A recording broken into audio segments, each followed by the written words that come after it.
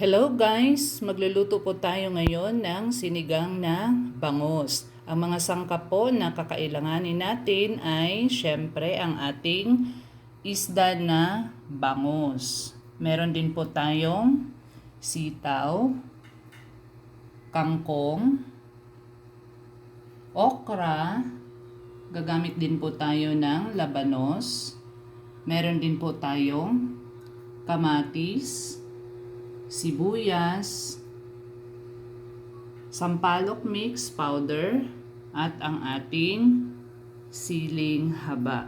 So, ang una po natin gagawin guys ay magpapakulo po ng tubig sa isang cooking pot. Tara na po, samahan niyo po ako magluto ng sinigang na bangus. So ayan guys, naglagay na ako ng tubig dito sa ating cooking pot at ilalagay na natin ngayon ang ating sibuyas at ang kamatis. Pakuluin lamang natin guys at takpan. So ayan guys, kumukulo na po ang ating tubig. So ilagay na po natin ngayon ang ating bangus. So dahan-dahanin lang natin ilagay para hindi madurog.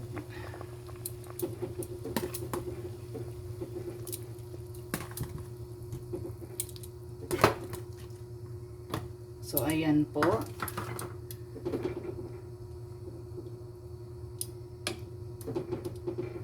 So ituloy lamang po natin ang pagluto. Hintayin lang natin na kumulo. So ayan guys, kumulo na ang ating mixture. Pwede na nating ilagay ang ating mga gulay. Ilagay na po natin ang ating labanos. Isusunod natin ang ating sitaw.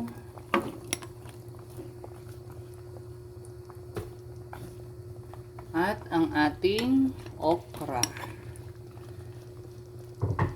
So ayan po, very colorful na.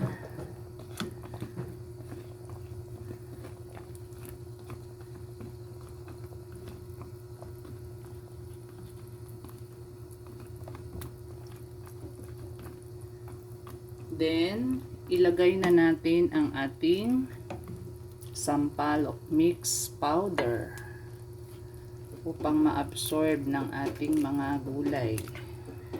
Ma-absorb din ng isda.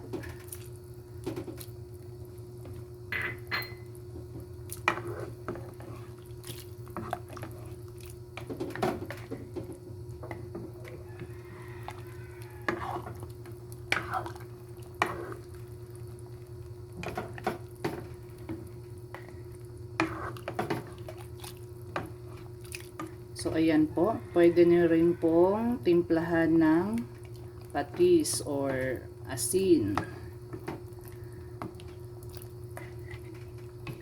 So ayan po, pakuluin lang natin at hintayin nating lumambot ang mga gulay.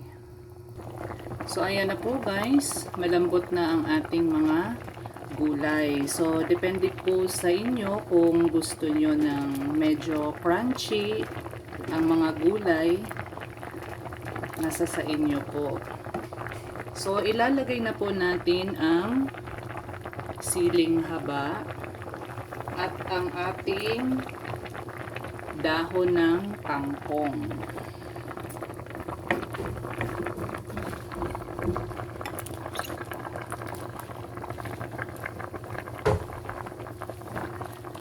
So ayan po,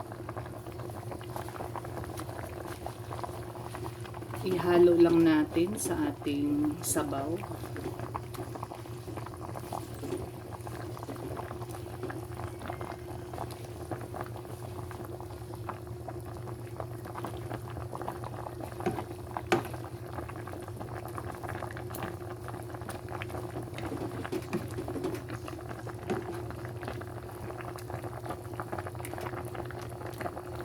Ayan po, at hintayin lang natin na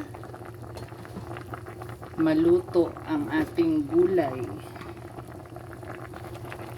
So ayan na po guys, luto na ang ating sinigang na bangus. Ayan, pwede na po nating ilipat sa isang serving bowl.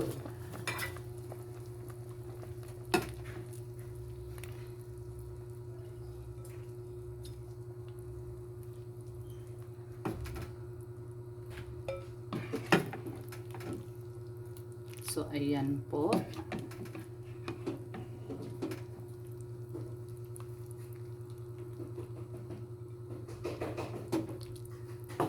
Lagyan natin ng sabaw.